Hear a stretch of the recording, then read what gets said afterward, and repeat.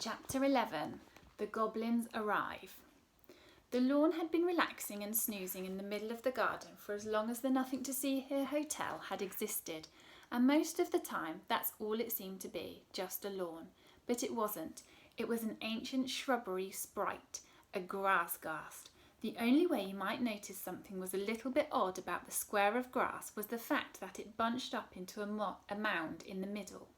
It now began to twitch. 2 holes opened up and blinked wildly, followed by a third bigger hole below. A mud-brown tongue suddenly poked out of it. "Me nethers," the lawn hollered. Everyone turned round and stared. It is a very rare thing to see the lawn awake. I've lived at the hotel my whole life and I can count on one hand how many times I've seen it open its eyes. The lawn started squirming about like there was an earthquake beneath him.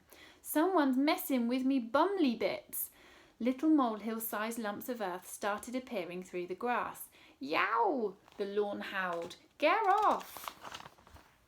On either side of his mound head, 2 grassy mitten-shaped hands suddenly poked out from beneath the ground. "That's enough!" The lawn grabbed at itself like a blanket and yanked the grass on one whole half of the garden aside, exposing the earth underneath. Just in time. "Bloomin' hoodlums!" Boom! Mud and dirt flew into the air as a massive pointy boulder exploded up from underground. It came jutting through the grass at an angle like the blade of a giant stone axe. I wish you could have seen it. It was amazing.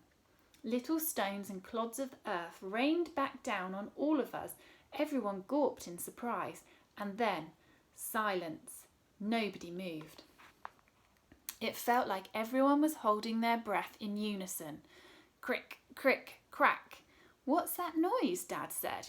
Crackle, crick, cruck. "What's going on?" said the Molar sisters. Crick, crack. "Door!" Oof yelled. He joined us outside wearing sunglasses and an enormous straw hat. Ogres don't do well in direct sunlight. It turns them into stone and it takes ages to loosen them up again. He pointed at the side of the huge boulder. "Oof, see, door." "He's right," said Mum. "Look." We watched as a wide crack made its way across the surface of the rock, tracing out the shape of a huge double door. "Here we go," Dad mumbled behind me. "Hold on to your..." Suddenly, the sound of horns blasted into the air and the doors in the boulder swung wide open. I nearly fell over when I saw what was on the other side of it. I swear, you wouldn't guess in a squillion years, even if I gave you tons and tons of clues. Instead of walls of rock and stone like you'd expect to see on the inside of a dirty great boulder that had just exploded up through your garden, there was a long hallway covered in the brightest, shiniest gold I'd ever seen.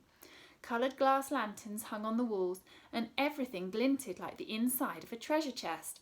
I had to squint to look along it, but the gold hallway wasn't even the most impressive thing behind those stone doors, because as far back as I could see, in endless rows like an army, marched hundreds and hundreds of barrow goblins.